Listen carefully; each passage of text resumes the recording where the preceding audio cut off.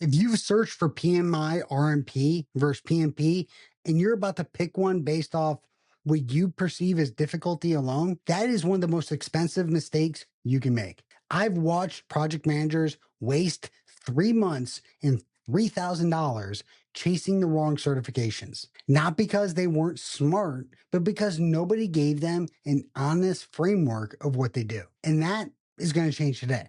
I'm Russ Parker. I am the owner of 44 Risk PM. I am a PMI authorized training partner, and I hold the PMP, the ACP, and the PMI RMP certification. I also teach both the PMP and the PMI RMP. So I have no agenda to sell you one course over the other. What I do have is the data, the experience, and an honest answer of what you should be looking at. Look, I understand the confusion because PMI has multiple certifications. They even came out with a new one just this past year. They all have acronyms. They all sound important. And the internet is full of comparison articles that just list requirements side by side and leave you to figure it out if what you want to do based off that. It's not a decision framework. That's just a spreadsheet in a blog format. So here's what I want to give you instead. A way to know with clarity which certification belongs in your career right now. And I call this a 4-gate framework. And by the end of this video, you're going to walk away knowing exactly which gate you're standing at. But first, real quick, drop a comment below. Are you a PMP? Are you an RMP? Are you both? Are you neither? Are you trying to make a decision? I want to know what's your starting point, because this video, depending on where you're at, is probably going to hit you differently. All right. So let's talk about the facts now. No cheerleading for either credential, just an honest comparison amongst the two. For the PMP, based off the 2026 exam content outline, you need 35 hours of project management education and 24 to 60 months of non-overlapping experience leading projects all in the past 10 years. And the time that you have to take amongst that 24 to 60 months is based on your education level. For the RMP, the bar is actually slightly different. You need 30 to 40 hours of risk management education, which depends on your experience level, which can range from 12 to 36 months of specialized risk management experience. And that all has to happen within the past 5 years. And your experience level is also dictated by your educational background. So hopefully you notice something there. The experience requirements,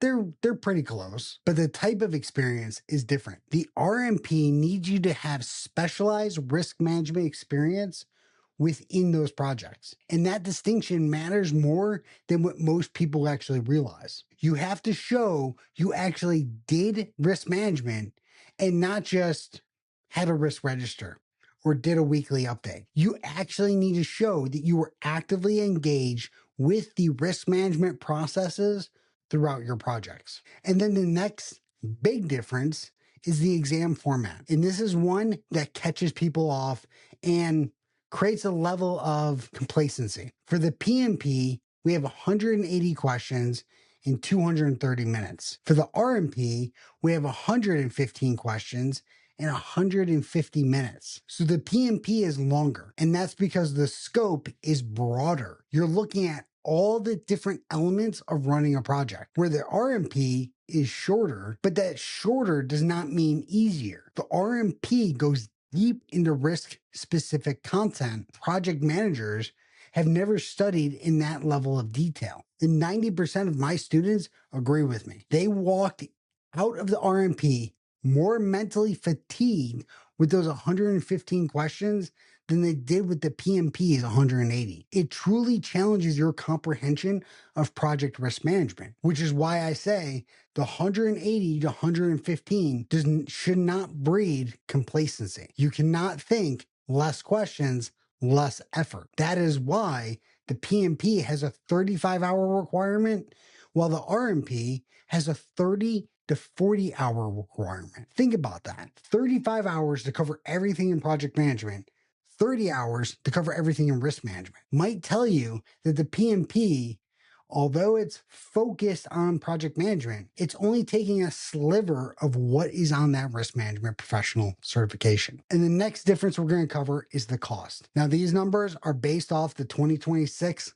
current numbers as of April of 2026. The PMP is $425 for a member of PMI, $675 if you're a non-member. The RMP is $520 for PMI members and $670 for non-members. So when you start adding prep courses, study materials, you're really looking at a real investment of time and money for either path, which is exactly why you need to pick the right course. Now, here's where I see most comparisons of these two exams get it wrong. They treat the PMP and the RMP like a coin flip. But these certifications, they're not competitors. They're sequenced investments that you can use to better your career. The PMP is recognized by nearly every employer at this point globally. It is often listed as a requirement, not preferred, for project management job postings, whereas the RMP is a specialist credential. It signals to hiring managers and executives that you are the person responsible for protecting projects. And you don't just manage schedules, you protect them. So in high risk industries like defense contracting, construction, financial services, healthcare, energy, the RMP can be a powerful differentiator than just another generic certification that sits out there. But here's the thing, knowing the difference between these makes the decision not as fluid as you would think, because you need to know where you are in your career to help you determine which investment serves you the most right now. So let's get into that 4-gate framework on where you need to be to make the decision. These are 4 scenarios, 4 honest answers. All you gotta do is find your gate, walk through it. Gate A means that you are new to project management. You have no PM certification as of yet. The answer here is probably the clearest of all 4 gates. Get the PMP first. I know it might feel boring. Maybe you've heard the RMP is a hidden gem certification. And I'm going to address that here in a minute because it can be true, but not in this scenario. Not at gate A. And here's why. The PMP is going to give you foundational language of project management. It gets into that PMBOK, the process groups, the performance domains. You're going to get into stakeholder management, all of it. The RMP is built on top of that language. So if you're trying to learn risk management at a deep level before you understand how projects actually are structured, you're building a floor without an actual foundation. So start with that PMP. Then we'll talk about what comes next. Gate B is you already have the PMP and you work in a risk-heavy environment. This is the most common scenario I see. And this is where the certification stack really starts to pay off. You've got the PMP. You've proven you manage projects, but now you're sitting in risk reviews or you're being asked to develop risk registers, and you're the PM on a high stakes program where risks have a real financial and mission consequence for what you're doing. If this is you, get the RMP, not just for the credential, but for the knowledge. Because the RMP curriculum is going to change how you see every project you manage for the rest of your career. And that's not a marketing language. That's what I hear from my students. That's what I've experienced, because the PMP and the RMP is a power stack in this profession. Next, we have gate C. This means you have significant risk management experience, but you're not PMP certified. You want to specialize in risk. This is where it gets a little more nuanced. And my honest recommendation here is to consider a bridge in the step. And that goes with earning the CAPM, Certified Associate in Project Management, before you pursue the RMP. Now, this also can apply to gate A if you don't have all the experience needed to sit for the PMP. And I say this CAPM is where we need to be right here, because one of my students took this path and she passed the RMP, no problem, and is doing fantastic work as a risk professional in her organization. The CAPM does not carry the same experience requirement as the PMP, but it gives you the PMI framework you need to understand how risk sits inside that project structure. Remember, it sets the foundation. So you got to think of it like this. You wouldn't hire a risk specialist for a project who didn't understand how the projects were managed. The CAPM can help close that gap. So CAPM to PMI RMP, that is the path for gate C. Now, gate D is you don't have a clear PM career path yet, but you work in a high risk industry. This is the gate that generates really the most debate, and it's one that I have had multiple conversations on. So I want to be careful here though, because I want to give you my honest answer and not just the easy, hit an easy button here. Yes, it is technically possible to sit for the RMP without the PMP or the capital. If you're working in a specialized risk function and your professional path does not require the PMP, the RMP alone can absolutely differentiate you. But I'm going to give you, again, the Marine answer here. Know why you're making the call before you make it. If your industry rewards risk specialization and you can meet the RMP experience requirements, the RMP can be a legitimate standalone play. But for most of you watching this video, the stack is going to be the PMP or the CAPM and then the RMP. Because remember, you're going to struggle with that foundational knowledge. Because when you take the RMP, it is assuming you understand stakeholder management. It's assuming that you understand critical path method, all these different areas. And you don't want to get stuck not understanding the basics before you start specializing in the field. So which gate do you think you're at right now? Let me know in the comments. A, B, C, D. Let me know. Helps me direct where I want to help you with your career.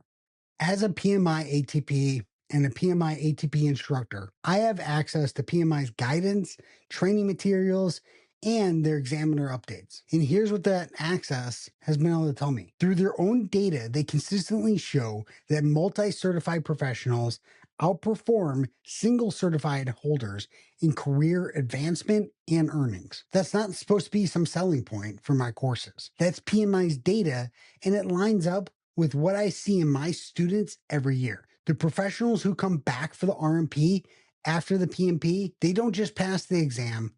They start managing projects differently. They stop treating risk as a column in the register, and they start treating it as a leadership function. And that shift, that is the specialization gap closing. And they're becoming more risk-centric, and their projects are doing better because they're taking risk management serious upfront in the project. Most project managers approach certifications reactively. Their company requires a PMP, they chase it, they get it, they stop. But you don't manage risk reactively, and you shouldn't manage your career development reactively either. The professionals who build a deliberate certification stack, PMP or the CAPM as the foundation, RMP as the differentiator, they're not just more credentialed. They're making a proactive strategic investment in their own value. And the people across the table from them at the job interviews and the promotions can feel the difference. Proactive over reactive. That's not just a phrase I use on my channel. It's an operating principle behind every strategic career decision. And that's